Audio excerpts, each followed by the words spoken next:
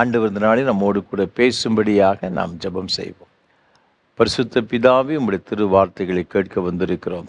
எங்களோடு கூட பேசும் ஆண்டவரே, உம்முடைய வார்த்தையின் மூலமாக நாங்கள் பலனடைய, ஸ்திரப்பட, எங்களுக்கு வேண்டிய நன்மைகளை நாங்கள் பெற்றுக்கொள்ள எங்களுக்கு கிருபை தாரும். என்னை மறைத்து நீர் வெளிப்படும் அப்பா. இரட்சகர் இயேசு கிறிஸ்துவின் பரிசுத்த நாமத்தில் ஜெபிக்கிறோம் தூய பிதாவே, ஆமென். கிறிஸ்துவுக்குள் மிகவும் பிரியமானவர்களே, மீண்டும் உங்கள் அனைவரை அன்போடு கூட வாழ்த்துகிறேன். ஆண்டவருடைய கிருபை நம்ம அனைவரோடு கூட எப்பொழுதும் நிலைத்திருப்பதாக. இந்த நாளிலும் கூட நம்ம எல்லாருக்கும் ஆசீர்வாதமாக இருக்கும்படியாக தெரிந்து கொண்ட வேத வசனம்,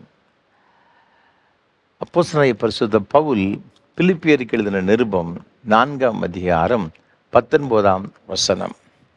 என் தேவன் தம்முடைய ஐஸ்வர்யத்தின்படி உங்கள் குறைவையெல்லாம் கிறிஸ்து இயேசுவுக்குள் மகிமையிலே நிறைவாக்குவார். பிலிப்பு திருச்சபை பல பாடுகள், பல கஷ்டங்களுக்கு மத்தியிலே கடந்து சென்று கொண்டிருந்த இந்த திருச்சபைக்கு பவுல் இந்த நிருபத்தை எழுதி முடிக்கும் பொழுது அவன் சொல்லுகின்றான், என் தேவன் தம்முடைய ஐஸ்வர்யத்தின்படி உங்கள் குறைவையெல்லாம் கிறிஸ்து இயேசுவுக்குள் மகிமையிலே நிறைவாக்குவார். உங்களுடைய குறைவுகளெல்லாம் கர்த்தர் நிறைவாக்குவாராம். எப்படி தெரியுமா? தம்முடைய ஐஸ்வர்யத்தின்படியே. தம்முடைய ஐஸ்வர்யத்தின்படியே. கிறிஸ்து பிறப்பதற்கு கிமு 350ஆம் ஆண்டு, 350 ஆண்டுகளுக்கு முன்பாக கிரேக்க சாம்ராஜ்யத்தினுடைய மன்னராயிருந்த இந்த கிரேட் அலெக்சாண்டர் ஒரு நாள் அவர் தன்னுடைய ரதத்திலே தன்னுடைய தளபதியோடு கூட படை வீரர்களோடு கூட பிரயாணப்பட்டு சென்று கொண்டிருந்தார்.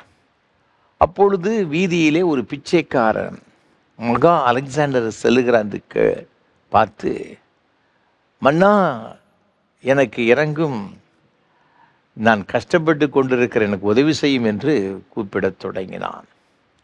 இதை பார்த்த இந்த மன்னன் தன்னிடத்தில் இருந்த சில தங்க காசுகளை எடுத்து ரதத்தில் சென்று கொண்டிருக்கும் பொழுது அவனை நோக்கி வீசினார். அந்த பிச்சைக்காரனுக்கு பெரிய சந்தோஷம், பெரிய மகிழ்ச்சி. மன்னனிடத்தில் கேட்ட உடனே தங்க காசுகளை, பொற்காசுகளை வீசிவிட்டான்னு சொல்லி பெரிய சந்தோஷம். ஓடி போய் அதை எடுத்து கொண்டான். மேலே தளபதி நின்று கொண்டிருந்தார். அவனுக்கு ரொம்ப வருத்தம். மன்னரை பார்த்து சொன்னான், மன்னா, நீங்கள் ஏன் இப்படி செய்தீர்கள்? அவனுக்கு பித்தளை காசு போட்டாலே அதுவே பெருசு, அதை போட்டிருக்கலாமே, நீங்கள் ஏன் தங்க காசை கொண்டு போய் போட்டுட்டீங்க என்று சொன்னான். அப்பொழுது இந்த அலெக்சாண்டர் மன்னன் சொன்னான், தளபதியே, அவனை பொறுத்தவரையில் பித்தளை காசு ரொம்ப பெரிதானதான், நீ சொல்வது சரிதான். ஆனால் என்னுடைய அந்தஸ்துக்கு அந்த பித்தளை காசு போடுவது அவ்வளவு நல்லதல்ல. அது என்னுடைய அந்தஸ்துக்கு அது நிகராகாது. என்னுடைய அந்தஸ்து பித்தளை காசு அல்ல, தங்க காசு. ஆகவே தான் அதை போட்டேன் என்று சொன்னான். அன்பான ஆண்டவருடைய பிள்ளைகளே, ஒரு உலக பிரகாரமாக ஒரு மனிதன், ஒரு தேசத்துடைய தலைவன், மன்னன், ஒரு பிச்சைக்காரன் கேட்டான் என்பதற்காக அவன் பித்தளை காசு போடாமல் தன்னுடைய அந்தஸ்துக்கு எது சரியோ அதை போட்டான், தங்க காசு. நீங்களும் நானும் ஆராதிக்கிற ஆண்டவர் எப்படிப்பட்டவர்? வானத்தையும் படைத்தவர், அண்ட சராசரங்கள் ஒரே சொல்லால் அவர் படைத்தவர் என்று வேத வசனம் சொல்லுகிறது. வானத்தையும் பூமியையும் சமுத்திரத்தையும் உண்டாக்கின கர்த்தர் என்று யோனா சொல்லுகின்றான். இந்த வேத புஸ்தகம் வாசித்து பார்க்கும் பொழுது ஆங்கில வேதாகமத்தில் இவ்வாறு எழுதப்பட்டிருக்கிறது, God will meet all your needs according to his glorious riches. அவர் தம்முடைய மகிமையின் ஐஸ்வர்யத்தின்படியே, அவர் எவ்வளவு ஐஸ்வர்யமுடையவராக இருக்கிறார், அதன்படியே நம்ம எல்லாரும் என்னச்சுவார்னா ஆசீர்வதிப்பார் என்று வசனம் சொல்லுகிறது. ஆண்டவருடைய ஆசீர்வாதம் சாதாரணமானது அல்ல. அன்பானவர்களே, அவர் நம்மை ஆசீர்வதிக்க வேண்டும், அதுதான் ரொம்ப முக்கியமானது. இன்றைக்கும் ஆண்டவர் தம்முடைய பிள்ளைகளை ஆசீர்வதிக்கிற ஆண்டவராக இருக்கிறார். இன்றைக்கு நம்மளோடு கூட ஆண்டவரை உண்மையோடு கூட பின்பற்றின ஒரு தேவ மனுஷன், கர்த்தருக்கு வைராக்கியமாய் வாழ்ந்த ஒரு தேவ ஊழியக்காரர். அவனுடைய வாழ்விலிருந்து ஒரு சில காரியங்களை கர்த்தர் எப்படி அவருக்கு உதவி செய்தார், அவர் எப்படி பார்த்து கொண்டார் என்பதை குறித்து உங்களோடு கூட பகிர்ந்து கொள்ள விரும்புகிறேன். 1 ராஜாக்களின் புஸ்தகம் 17ஆம் அதிகாரத்தை நாம் திருப்பி வைத்துக் கொள்ளுவோம். இங்கு வசனம் சொல்லுகிறது, ஆண்டவராய் கர்த்தர் எலியாவின் வாழ்க்கையிலே எப்படியெல்லாம் செயல்பட்டார் என்பதை குறித்து மிக விளக்கமாக நாம் பார்க்கலாம். அந்த அதிகாரத்திலே இங்கு முதலாவது நாம் பார்க்கும் பொழுது 1 ராஜாக்கள் 17:4 சொல்லப்பட்டிருக்கிறது, அந்த ஆற்றின் தண்ணீரை குடிப்பாய், அங்கே உன்னை போஷிக்க காகங்களுக்கு கட்டளையிடுவேன் என்றார். ஆண்டவராய் கர்த்தர் எலியாவை பார்த்து சொல்லுகின்றார், நீ நேரா கேரி ஆற்றண்டையில் போய் ஒளிந்து கொண்டிரு. இவை ஆகாபுக்கு முன்பாக சொன்னான். முதலாம் வசனம் சொல்லுகிறது, என் வாக்கின்படியே அன்றி இந்த வருஷங்களிலே பனியும் மழையும் பெய்யாதிருக்கும் என்று இஸ்ரவேலின் தேவனாகிய கர்த்தருக்கு முன்பாக நிற்கிற நான் அவருடைய ஜீவனை கொண்டு சொல்லுகிறேன் அப்படின்னு சொல்கிறான். ஒரு ராஜாவுக்கு முன்பாக சொல்கிறான், என் வாக்கின்படி என்று இனி பனியும் பெய்யாது மழையும் பெய்யாது சொல்லிட்டு போயிட்டான். ராஜா விடுவானா? ஆண்டவர் சொன்னார், அவனை தேடுவான். நீ நேராக கேரி ஆற்றண்டையில் போய் நீ ஒளித்து கொண்டிரு. அங்கே நான் உன்னை நினைச்சுவேன்னா போஷிப்பேன். ஆண்டவர் தமது ஊழியக்காரன் மீது, தம்முடைய பிள்ளைகள் மீது கரிசனை உடையவராக இருக்கிறார். ஆண்டவர் மேலே அவ்வளோ ஒரு கேர் பண்ணுறவராக இருக்கிறாருங்க. நம்முடைய தாய் தகப்பன் நம் மீது எவ்வளவு அக்கறை உடையவராக இருக்கிறார். அதை காட்டிலும் ஆண்டவர் எப்படி இருக்கிறார்னு பார்த்தீங்கன்னா அதிக கரிசனை உடையவராக, அக்கறை உடையவராக இருக்கிறார். ஆண்டவர் தான் சொன்னார், நீ ஆகாப்ட்ட போய் இப்படி சொல்லு அப்படி சொன்னார். அவன் போய் சொன்னான். ஆகாப் ராஜா சும்மா விடுவானா? போய் சாபம் போட்டு போயிட்டானே, இவனை விடக்கூடாது அப்படி தானே நினைப்பான். அவர் சொன்னார், நீ கேரி ஆற்றங்கரையில் போய் இறப்பா, நான் உன்னை போஷிக்கும்படியாக நான் என்ன செய்திருக்கேன்னா காகங்களுக்கு கட்டளையிட்டிருக்கிறேன். ஆண்டவருக்கு அவர் பணியை செய்கிறான். ஆண்டவர் அவன் மீது அவ்வளவு அக்கறையுடையவரை பாதுகாத்து கொள்ளுகிறார். அடுத்த வேளை அவன் ராஜா அவனை தேடுவான். இவன் போய் ஒளித்து கொண்டால் இவனுக்கு சாப்பிடுவதற்கு என்ன செய்ய, எல்லாவற்றையும் ஆண்டவர் பிளான் பண்ணி செய்து கொண்டிருக்கின்றார். காகங்களுடைய ஒரு குணாதிசயம் என்ன? அது எப்பமாவது அப்பத்தை இறைச்சி எடுத்துக்கொண்டு மற்றவங்களுக்கு கொடுக்குமா? அது இறைச்சி துண்டை கொடுக்குமா? டெய்லி காலையிலையும் சாயங்காலம் வந்து இது எரிச்சதுன்னா கொடுத்து கொண்டிருக்கிறது.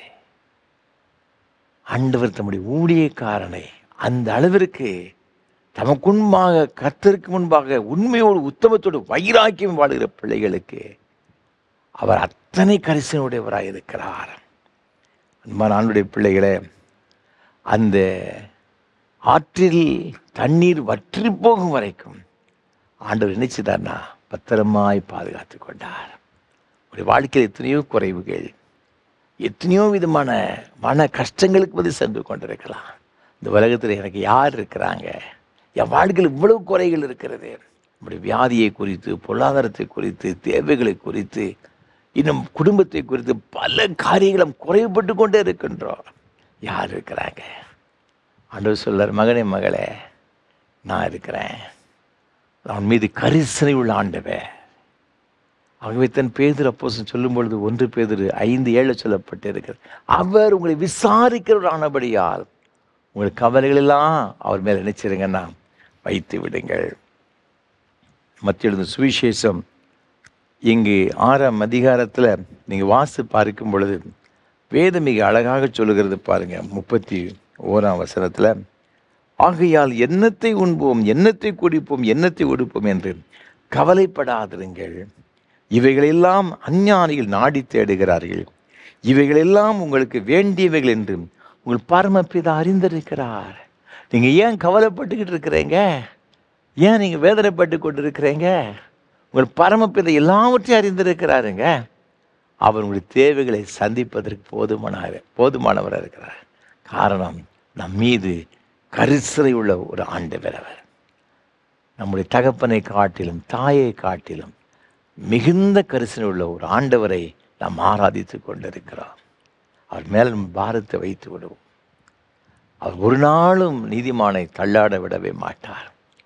ஆதியாகமம் புஸ்தகம் 21ஆம் அதிகாரத்தை வாசித்து பார்க்கும் பொழுது அந்த 14ஆம் வசனத்தின் பின்புலிருந்து கடைசி 15, 16, 17 ஆகிய வசனங்களில் பெயர்சபா வனாந்தரத்தில் இங்கு ஆகார் அலைந்து கொண்டிருக்கின்றாள்.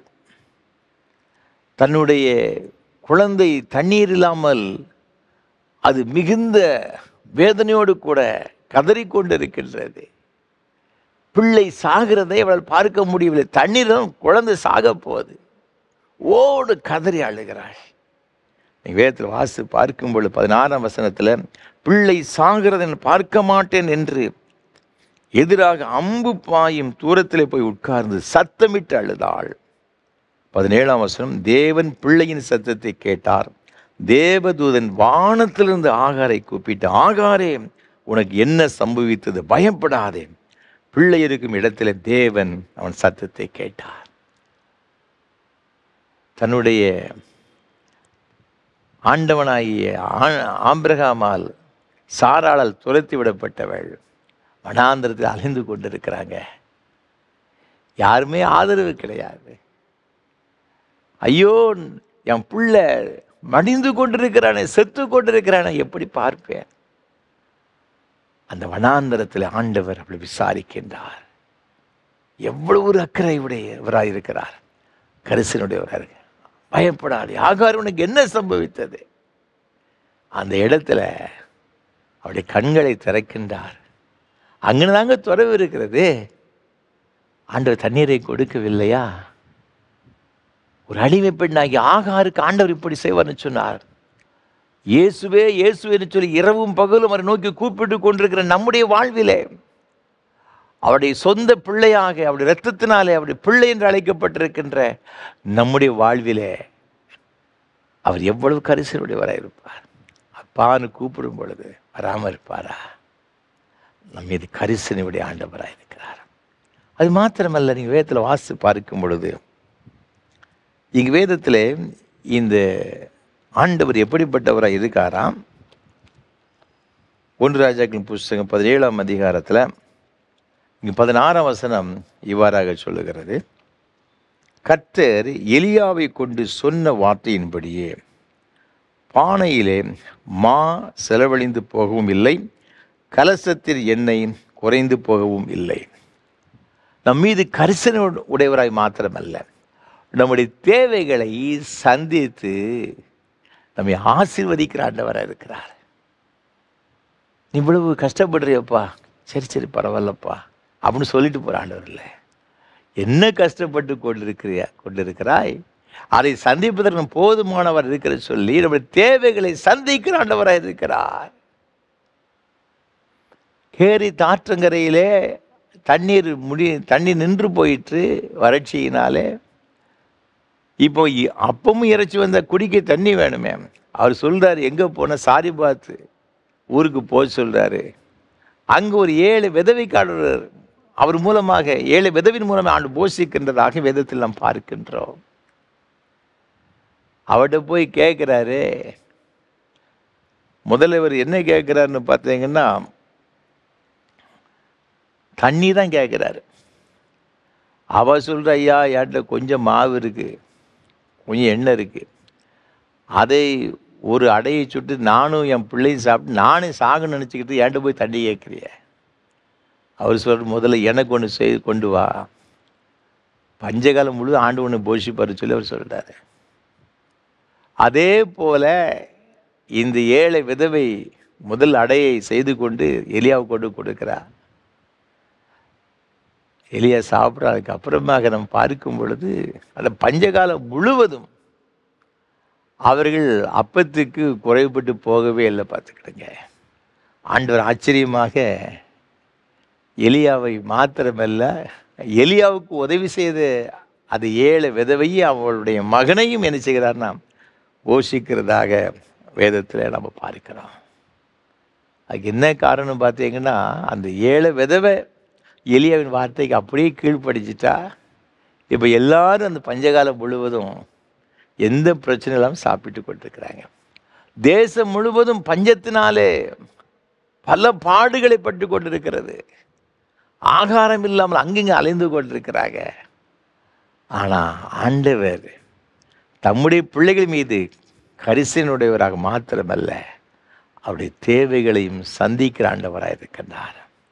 ஆதியாகமம் புஸ்தகத்திலே நீங்கள் வாசித்து பார்க்கும் பொழுது, இங்கு 26ஆம் அதிகாரத்தில் 1ஆம் வசனம் சொல்லுகிறது,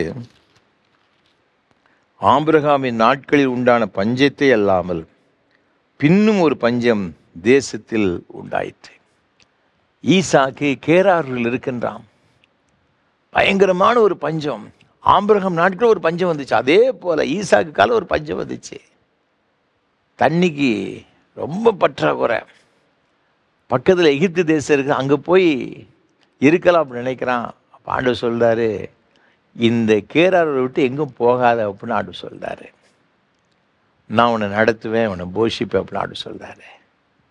வேதத்தில் வாசித்து பார்த்தீங்கன்னா, ஆண்டவர் சொன்ன அந்த வார்த்தையின்படியே 4ஆம் வசனம், ஆபிரகாம் என் சொல்லுக்கு கீழ்ப்படிந்து என் விதிகளையும் என் கற்பனைகளையும் என் நியமங்களையும் என் பிரமாணங்களை கை கொண்டபடியினால் நான் உன் சந்ததியை வானத்து நட்சத்திரங்களைப் போல பெருக பண்ணி உன் சந்ததிக்கு இந்த தேசங்கள் யாவையும் தருவேன், உன் சந்ததிக்குள் உம்முடைய சகல ஜாதியும் ஆசீர்வதிக்கப்படும் என்றார்.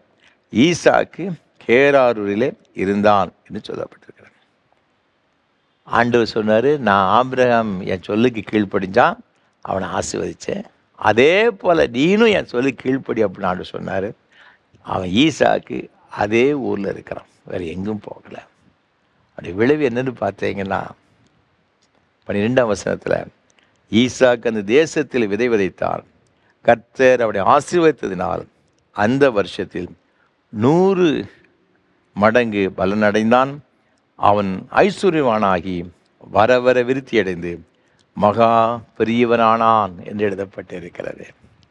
அன்பான ஆண்டவருடைய பிள்ளைகளே, இது ஈசாக்கை தேவன் ஆசீர்வதித்தார். சுற்றிலும் பஞ்சம்தான், ஒரு கடினமான ஒரு சூழ்நிலை தான். இது ஈசாக்கு எத்தனை வேலைக்காரங்க இருக்கிறாங்க, வேலைக்காரிகள் இருக்கிறாங்க, ஆடு மாடுகள் இருக்கிறது, ஒட்டகங்கள் இருக்கிறது. எல்லாத்தையும் தேவன் நினைச்சுதாருன்னா போஷித்து நடத்துகிறதை பார்க்கிறோம். அப்படி எல்லா தேவைகளும் கர்த்தர் சந்திக்கிறார். இவன் ரொம்ப பெரியவனாகிவிட்டான். பெலிஸ்தர் மீது ரொம்ப பொறாமைப்படுறாங்க. இவன் துறவுகளெல்லாம் தோன்றான், துறவெல்லாம் தூர்த்து போடுறாங்க. ஏசேக்கு சித்தனாவில் பல இடைஞ்சல்களை கொண்டு வர்றான். ஆனால் ஆண்டவர் சொன்ன வார்த்தையின்படி அப்படியே இருக்கிறான். பார்த்துக்கிட்டு அவங்க தான் இவனை துரத்தி அடிக்கிறாங்க. அவன் கவலையே படலை. 3ஆவதாக ஒரு இடத்துக்கு வருகிறான். அங்கு துறவு தோன்றான். அந்த இடத்துல தண்ணீர் வருகிறது. பெலிஸ்தர் பார்த்தாங்க, இவனை இவ்வளவுதான் கஷ்டப்படுதல ஒரு பிரோஜனம் கிடையாது, அவன் செய்ததெல்லாம் கர்த்தர் வாய்க்கப்படுகிறார் என்று அவர் நினைத்து கொள்கிறார்கள். இவன் பார்த்தான், இப்போ தான் நம்ம நிம்மதியாக இருக்கிறோம், பிரச்சனை இல்லை, கர்த்தர் என்னை விருத்தி அடைய பண்ணினார் சொல்லி அந்த இடத்துக்கு ரெகோபோத் என்று பெயரிடுகிறதை பார்க்கிறோம். அன்பான ஆண்டுடைய பிள்ளைகளே, ஆண்டவர் நம்மை விசாரிக்கிற மாத்திரமல்ல, ரெகோபோத் போல விருத்தி அடைய செய்ய தேவை கர்த்தராக, நம்மை ஆசீர்வதிக்கிற ஆண்டவராக, தேவைகளை சந்திக்கிற ஒரு ஆண்டவராக இருக்கிறார் என்று நாம் வேதத்தில் பார்க்கிறோம். இன்றைக்கு நீங்கள் எப்படிப்பட்ட ஒரு நிலைமையில் இருந்தாலும் கூட ஆண்டு இன்றைக்கு உங்களோடு கூட பேசுகிறார். மகனே மகளே, உன்னுடைய அந்தரங்கத்தில் நீ வடிக்கிற கண்ணீரை நான் அறிந்திருக்கிறேன். எனக்கு யாருமே இல்லையே என்று சொல்லி கலங்கி கொண்டிருக்கிறாய். கவலைப்படாத, நான் இருக்கிறேன். உன்னை விசாரிக்கிற கர்த்தர் நான் இருக்கிறேன். அது மாத்திரமல்ல, உன் தேவைகளை சந்திப்பதற்கு நான் போதுமானவராக இருக்கிறேன். எலியாவை அப்படியே ஆண்டு விட்டு விடவில்லை. கேரித் ஆற்றண்டையிலே தண்ணீர் வற்றி போன பிறகு அவனை அப்படியே போட்டு விடவில்லை. வேறொரு இடத்திற்கு கொண்டு சென்று ஒரு 7 விதவையின் மூலமே ஆண்டவர் ஆச்சரியமாய் போஷித்தார். ஈசாக்கு கர்த்தருடைய வார்த்தைக்கு அப்படியே கீழ்ப்படிந்தான்.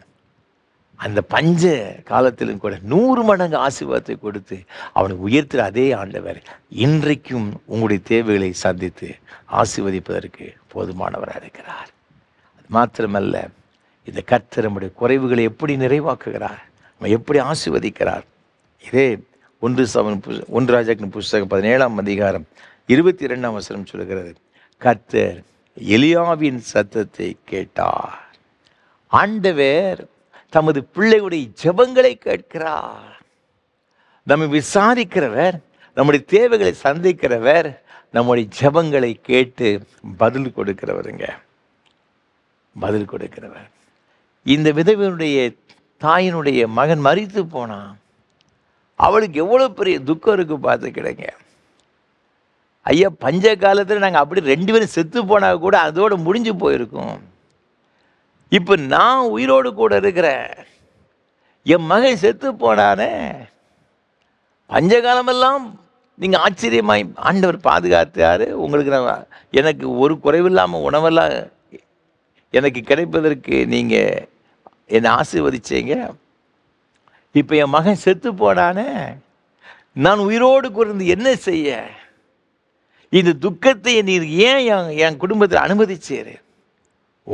நான் ஒப்பாரி வைக்கிறான். எலியாவுக்கு என்ன செய்யணும் ஒன்றுமே புரியலை.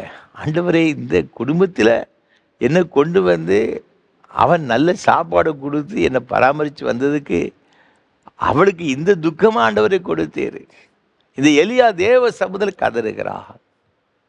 வசனம் சொல்லுகிறது, கர்த்தர் எலியாவின் சத்தத்தை கேட்டார். இன்றைக்கும் உங்களுடைய வாழ்க்கையில் நீங்கள் கடந்து போகிற பாதையில் கடினமான சூழ்நிலைக்கு மத்தியில் உங்களால் முடியாது என்று சொல்லப்படுகிற சூழ்நிலையில் நீங்கள் கதறுகின்ற அந்த கதறுதலின் சத்தத்தை ஆண்டவர் கேட்டுக்கொண்டிருக்கிறார். உடனே பதில் கொடுத்தாருங்க, உடனே பதில் கொடுத்தார். நீங்களும் நான் ஆராதிக்கிற ஆண்டவர் பதில் கொடுக்கிற ஆண்டவருங்க. வாயிருந்தும் பேசாத ஆண்டவர் கிடையாது, கைகளிலிருந்தும் செயல்படாத ஆண்டவர் கிடையாது. பேசுகிற ஒரு ஆண்டவர், செயல்படுகிற ஒரு ஆண்டவர். எரேமியா தீர்க்கதரிசியின் புஸ்தகம் 33ஆம் அதிகாரத்தில் வேத வசனம் சொல்லுகிறது, என்னை நோக்கி கூப்பிடு, அப்பொழுது நான் உனக்கு உத்தரவு கொடுத்து நீ அறியாததும் உனக்கு எட்டாததுமான பெரிய காரியங்களை உனக்கு அறிவிப்பேன். ஆண்டவர் சொன்னாரு, என்னை நோக்கி கூப்பிடு, நீ அறியாதது உனக்கு எட்டாத பெரிய காரியங்களை உனக்கு அறிவிப்பேன். ஏசாயா தீர்க்கதரிசியின் புஸ்தகம் 49ஆம் அதிகாரம் 15ஆம் வசனம் சொல்லுகிறது, ஸ்திரியானவள் தன் கற்பத்தின் பிள்ளைக்கு இறங்காமல் தன் பாலகனை மறப்பாடும், அவள் மறந்தாலும் நான் உன்னை மறப்பதில்லை. இதோ என் உள்ளங்கைகளில் உன்னை வரைந்திருக்கிறேன் என்று சொல்லுகிறார். 91ஆம் சங்கீதம் 15ஆம் வசனத்தை வாசித்து பார்க்கும் பொழுது, அவன் என்னை நோக்கி கூப்பிடுவான், நான் அவனுக்கு மறு உத்தரவு அளிச்சேன். ஆபத்தில் நானே அவனோடு இருந்து அவனை தப்புவித்து அவனை கனப்படுத்துவேன். 50ஆம் சங்கீதம் 15ஆம் வசனத்தை வாசித்து பார்க்கும் பொழுது அவர் சொல்லுகிறார், ஆபத்து காலத்தில் என்னை நோக்கி கூப்பிடு, நான் உன்னை விடுவிப்பேன், நீ என்னை மகிமைப்படுத்துவாய். அன்பான ஆண்டவருடைய பிள்ளைகளே, நம்முடைய கூக்குரலின் சத்தத்தை ஆண்டவர் கேட்கிறார். நம்முடைய கதறுதலை அவர் கேட்கின்றார். நம்முடைய கண்ணீரை பார்க்கின்றார், சத்தத்தை கேட்கின்றார். இருள் நம்மை சூழ்ந்து கொண்டாலும் கூட கர்த்தர் நமக்கு வெளிச்சமாக இருக்கிறார். ஒருவேளை இருள் போன்ற ஒரு சூழ்நிலை கடந்து சென்று கொண்டிருக்கிறீர்களோ, ஆண்டவருக்காக இவ்வளவு காரியங்களை செய்து கொண்டிருக்கிறேன், ஆண்டவருக்காக இவ்வளவு பக்தி வைராக்கியம் வாழ்ந்து கொண்டிருக்கிறேன், ஏன் வாழ்க்கையில் இப்படிப்பட்ட சம்பவம் நினைத்து கொண்டிருக்கிறீர்களோ, அன்பானவர்களே, மனம் கலங்காதிருங்க. ஆண்டவருடைய கண்ணீரை பார்த்து உதவி செய்கிற ஆண்டவர், உங்கள் கூப்பிடுற சத்தத்தை கேட்டு உடனே பதில் கொடுக்கிற ஆண்டவர். எமில் ஜெபசிங் அண்ணன் இந்திய தேசத்தில் எப்படியாகிலும் ஒரு பெரிய எழுப்புதல் உண்டாக வேண்டும் என்று தன்னையே தியாகமாக கர்த்தருக்கு ஒப்புவித்த ஒரு சிறந்த ஒரு ஊழியக்காரர். அவர் தன்னுடைய வாழ்க்கையில் நடந்த ஒரு சம்பவத்தை அவருடைய புஸ்தகத்தில் நான் இவ்வாறு படித்தேன். ஆரம்ப காலத்தில் ஒரு நாள், இப்பொழுதெல்லாம் இந்த போக்குவரத்து வசதிகள் அதிகமாக கிடையாது. எமில் அண்ணன் நாகர்கோவில் பகுதியில் ஊழியத்தை முடித்து விட்டு இரவு வெகு நேரம் கழித்து தன்னுடைய வீட்டிற்கு வந்தார். அங்கே அக்கா அவர்கள் இருந்தார்கள். அவருடைய சின்ன குழந்தை ஒன்று இருந்துச்சு. பயங்கரமான காய்ச்சல். அந்த இரவு வேளையிலே டாக்டரை போய் பார்க்க முடியாது. இப்பொழுது இருக்கிறதை போல நல்ல ஒரு ஃபெசிலிட்டிஸ்லாம் அப்போ அந்த டைமில் கிடையாது. பார்த்துக்கிட்டேங்க. அண்ணன் வந்திருக்கிறாங்க, ஊழியத்தை முடிச்சுட்டு. அக்கா சொல்கிறாங்க, பிள்ளைக்கு காய்ச்சலுங்க, குறையவே இல்லை, என்ன செய்ய தெரியல, எங்கே போகணும்னு தெரியல, பக்கத்தில் டாக்டர்ஸ் இல்லை. அண்ணன் அந்த குழந்தைய எடுத்து அங்கே முழங்கால் போட்டாங்க. கண்களில் கண்ணீர். அப்பா, நாங்கள் ஊழியத்தை சேர்த்து வந்திருக்கிறேன். இந்த இரவில் யார் எங்களுக்கு உதவி செய்வார்? யார் எங்களுக்கு துணை? நீங்கள் தான்ப்பா, நீங்கள் தான் ஆண்டவரே.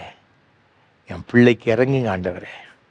கண்ணீரோடு கூட தேவ சமூகத்தில் கதறி ஜெபம் பண்ணாங்க. அவங்க ஜெபம் பண்ணி முடித்தாங்க. குழந்தை அப்படியே கண்களை மூடி நன்றாக தூங்கி விட்டது. அந்த ஜுரம் அப்படியே அந்த குழந்தை விட்டு நீங்கி விட்டது. அப்போ அவங்க எழுதின ஒரு பாடல் தான், கர்த்தரே என் துணையானீர் என்ற ஒரு அருமையான ஒரு பாடலை அவர்கள் இயற்றினார்கள்.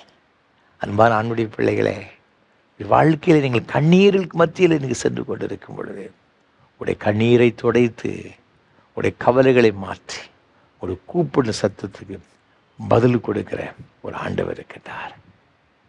நிச்சயமாக அவர் ஒரு நாளும் கைவிட மாட்டார்.